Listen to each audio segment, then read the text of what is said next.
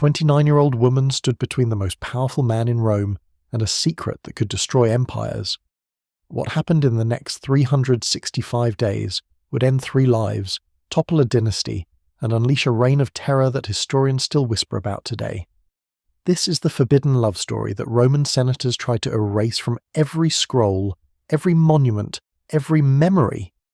A tale so scandalous that even saying her name became dangerous. Her crime, loving too much. Her punishment, death by the very hands that once caressed her. But before the blood, before the screams, before Rome burned, there was desire. Rome, 58 AD. Across the breadth of the empire, from Britain's fog-shrouded forests to Egypt's sun-scorched sands, one name commanded absolute obedience: Nero Caesar Augustus. The marble city gleamed white under the Mediterranean sun. Its streets were thick with the smell of olive oil roasting meat and human sweat from 1,000,000 bodies crammed between 7 hills. In the shadow of the Palatine Hill, where emperors lived in obscene luxury, the air itself seemed to tremble with conspiracy. This was the Rome of excess and paranoia. Senators smiled while plotting murder, wives poisoned husbands over breakfast, gladiators died for entertainment while nobles applauded between bites of peacock tongue. And in this world of calculated cruelty, one woman was about to become the most desired and most dangerous person alive. She entered rooms like a flame entering a temple of dry wood. Poppaea Sabina, 30 years old in 62 AD, though some accounts claim she was younger, possessed what ancient writers called every gift except an honest soul. Cascading auburn hair that caught sunlight like burnished copper, skin so luminous she bathed in the milk of 500 donkeys daily to preserve it, eyes that could seduce emperors or command armies with a single glance. Born to nobility but raised on ambition, she wanted what every Roman woman was forbidden to want: power without a man's name attached.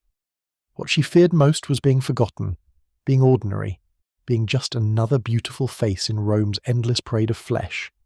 Her rare tenderness appeared only at tragic plays, where she wept real tears while others pretended.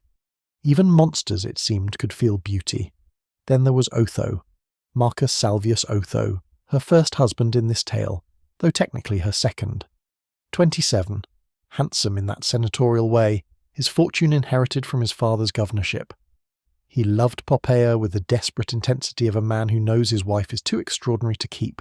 What he wanted most was her complete loyalty. What he feared most was exactly what would happen. And towering above them both, literally and figuratively, was Emperor Nero. 21 years old, Rome's 5th emperor, a man-child with absolute power and zero restraint. Red-faced, thick-necked, with a voice he fancied musical but others found grating. He wanted to be loved as an artist, but was feared as a tyrant. He performed in theatres while his mother Agrippina schemed in shadows. He wrote poetry while citizens starved. And when Nero wanted something, or someone, the gods themselves seemed to look away. Marriage in imperial Rome wasn't about love. It was about alliances, bloodlines, property. Divorce required only a declaration, but divorcing to steal another man's wife required power and madness. When that man was your friend, and that woman already married, while your own wife was the daughter of a murdered emperor, the act became blasphemy. Yet the banquet that would ignite this scandal began almost innocently, if anything involving Nero could be called innocent. The year was 58 AD. Otho, ambitious and foolish, introduced his beautiful wife to the emperor at a private dinner party. He wanted imperial favour, advancement, friendship. He wanted Nero to see what a remarkable woman he had married. He got his wish and lost everything. The banquet hall glowed with oil lamps, their flames reflected on gold-inlaid walls. The air hung heavy with incense, frankincense from Arabia, myrrh from Ethiopia, cinnamon from distant India, silk cushions imported at criminal expense, wine that cost more than a soldier's yearly pay. Nero reclined on his couch, picking at roasted dormice while musicians played lyres in the corner. Then Poppaea entered. The room changed temperature. Conversation stuttered. Even the musicians missed notes. She wore silk the colour of fresh blood, her shoulders bare in a style that would have scandalised an earlier generation but now merely enslaved attention. Her perfume, roses and saffron, arrived 3 steps before she did. Nero's eyes locked on her and never unlocked. The preparations for disaster were complete. Within weeks, Poppaea was inventing reasons to visit the palace. Within months, their affair was Rome's worst-kept secret. Otho watched his marriage disintegrate, powerless against imperial desire. Tacitus later wrote that Poppaea played her hand with genius-level manipulation. She never appeared too eager. She praised Nero's poetry, the one sure way to his heart. She whispered that his wife Octavia was too cold, too proper, too dull. She sighed that a true emperor should be free to love whom he chose. And Nero, raised to believe the world existed for his pleasure, agreed. For nearly 2 years the affair continued, conducted in semi-secrecy that fooled no one. Otho became a joke in senatorial circles, the man who'd given his wife to the emperor and received nothing in return. His career stalled, his friends avoided him, his humiliation complete. And then, in 59 AD, Nero made his decision. Killing Otho would be too obvious, but exile could look like reward. The decree came without warning. Otho was appointed governor of Lusitania, the empire's westernmost province, modern-day Portugal. A promotion in name only, understood by everyone as polite banishment. Exile to the Atlantic edge of the known world, to rule barbarians and count the days until death or pardon. He left Rome in silence, and history would not hear from him for 10 years. With Otho gone, one obstacle remained between Nero and Poppaea, his wife, Octavia.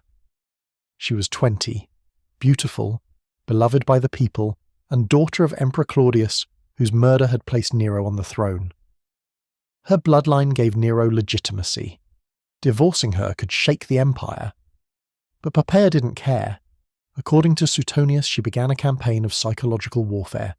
She refused Nero's advances, claiming she could never betray another man's husband. She wept that their love was impossible. She hinted she might reconcile with Otho after all. Each rejection was gasoline on Nero's vanity. The emperor who could command armies could not command the woman he desired most. That, for Nero, was intolerable. By 62 AD, the war for the imperial bed was over. Nero announced he would divorce Octavia on charges of adultery and barrenness. The Senate, ever obedient, approved. 12 days later, he would marry Poppaea. The day of the announcement, the council chamber was lit by pale dawn. Marble floors gleamed like frozen water. Senators stood in silence as Nero entered with Poppaea behind him, veiled in gold silk. When he declared Octavia dismissed, the silence broke into uneasy murmurs. Rome trembled. For the first time, Nero's authority met resistance. Not from senators, but from the people. Octavia was loved. Statues of Poppaea were dragged down in the streets. Crowds gathered at the palace gates chanting Octavia's name. The young emperor, drunk on love and power, found himself facing the one enemy he had never feared: public opinion. Graffiti appeared on temple walls, "Give us back Octavia." Protesters filled the forum. Bread sellers refused to open stalls. For 3 days the city shook with unrest. Nero responded with both bribes and blood. He ordered extra grain distributions, free theatre shows, and whispered rumours through his agents that Octavia had taken a lover, a freed slave. The charge was absurd, but repetition breeds belief. Still, the people did not quiet. Love for Octavia became rebellion. And rebellion, to Nero, meant only one thing: elimination. June 9th, 62. A.D. Rome held its breath as the imperial wedding proceeded with obscene splendour. Gold dust was scattered on the streets, musicians played from balconies, and Poppaea, draped in white, became Empress of Rome. In that moment she possessed everything she had schemed for. Title, power, luxury. She had won. But victory in Rome always demanded a sacrifice, and Nero was about to provide one. That same night, orders went out to the southern coast, to Campania, where Octavia had been exiled. Soldiers marched to her villa. The 22-year-old daughter of Claudius knew immediately why they had come. She did not beg. She did not scream. She told them simply, "I am no longer Nero's wife, only his sister." It should have saved her. It didn't. They forced her into the bath, cut her veins, and watched the water turn red. Her head was taken to Rome and presented to Poppaea as proof.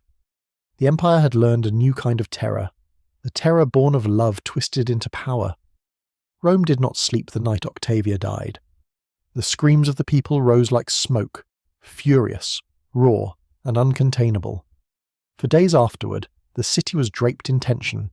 Women tore their veils in public. Men spat on the statues of Nero that guarded the forum. It wasn't politics anymore, it was grief. Octavia had been their symbol of innocence, purity, the girl forced into a marriage with a monster and then murdered for it. But the machine of empire does not mourn, and Rome's streets soon fell silent again under the shadow of fear. Within the palace walls, the mood shifted from triumph to unease. Nero had everything he'd ever wanted: the throne, the woman, the power to crush dissent. Yet victory made him paranoid. He started to see ghosts in every corner. His mother Agrippina, whom he'd already murdered, Octavia's blood still staining his conscience, the faces of senators who looked at him too long. Even the music he played to entertain guests began to sound like an accusation. Poppaea's golden dream of ruling beside him began to darken. At first, she enjoyed her new life. The palace had been transformed for her. Gold walls polished to mirror brightness, gardens scented with imported jasmine, baths perfumed with rose oil and donkey milk. Her chambers shimmered with alabaster and silver. But behind every curtain stood servants terrified to breathe, guards whispering about the Empress who'd killed a saint. Her beauty became a curse, her name a weapon. Tacitus wrote that Poppaea had the arrogance of power but the heart of a frightened animal. She sensed the hatred around her, the coldness of the Senate, the jealousy of noble women whose husbands stared too long. She had climbed too high and had no friends left to hold the ladder steady. Nero, meanwhile, was unravelling. The guilt he refused to name turned inward. He drank heavily, sang louder, demanded ovations from terrified courtiers. He staged performances where he played tragic heroes and forced the audience to weep on cue or die if they didn't. And Poppaea, who had once fed his ego with soft words and clever flattery, began to recoil from him. The monster she had created no longer needed her whispers. He needed her submission. Rome itself began to rot from the top down. Senators learned to smile without blinking. Artists sculpted Nero's face into marble gods. No one dared to mention Octavia. Even her name was erased from official records, scratched off inscriptions. The only memory that remained was the fear of what her death had proved. No one was untouchable. Poppaea's reign as Empress lasted barely 3 years. They were years of silks and daggers, of banquets and nightmares. Each morning she woke surrounded by beauty, but her reflection in the bronze mirrors looked a little more haunted. Some nights witnesses claimed she'd dream of Octavia, her ghost walking through the palace halls dripping water and blood, whispering her name. Whether myth or madness, the guilt began to show. Then came 64 AD, the year Rome burned. Historians still argue whether Nero started the fire or merely failed to stop it.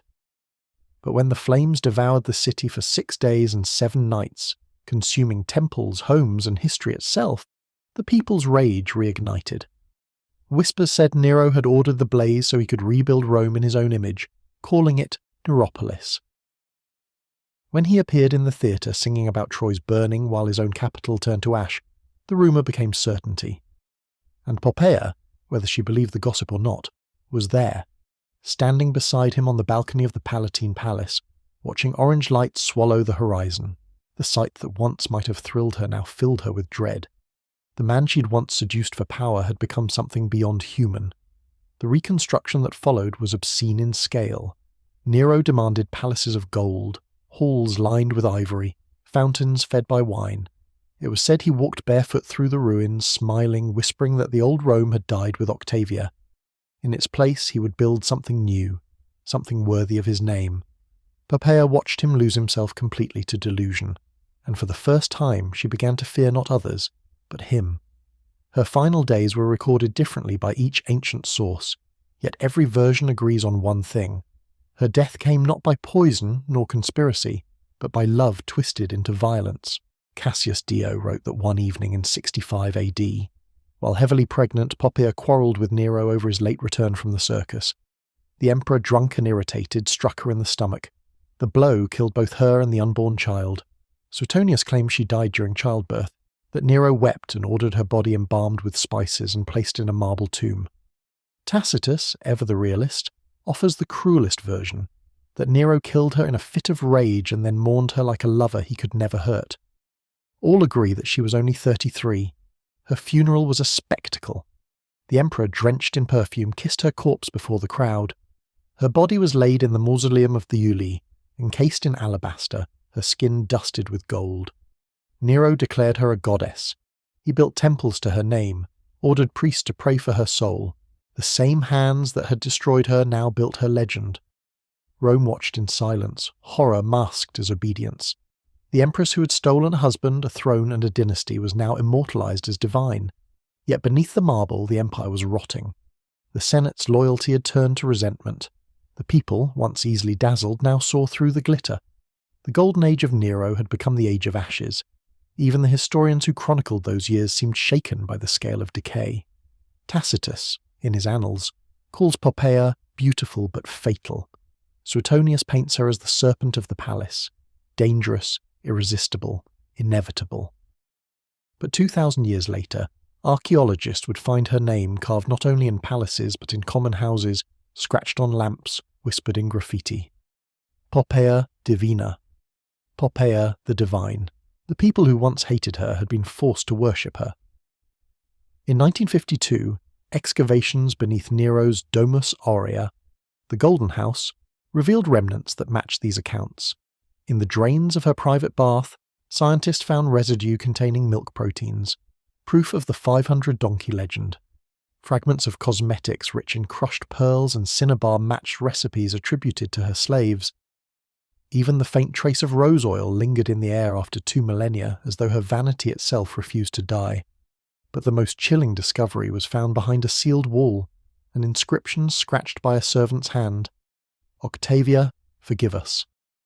A message, perhaps, from someone who had witnessed what Poppaea's ambition had cost. Modern historians remain divided. Some, like Anthony Barrett, argue Poppaea was no more ruthless than any Roman noble. Others, like Miriam Griffin, see her as the architect of Nero's descent into monstrosity.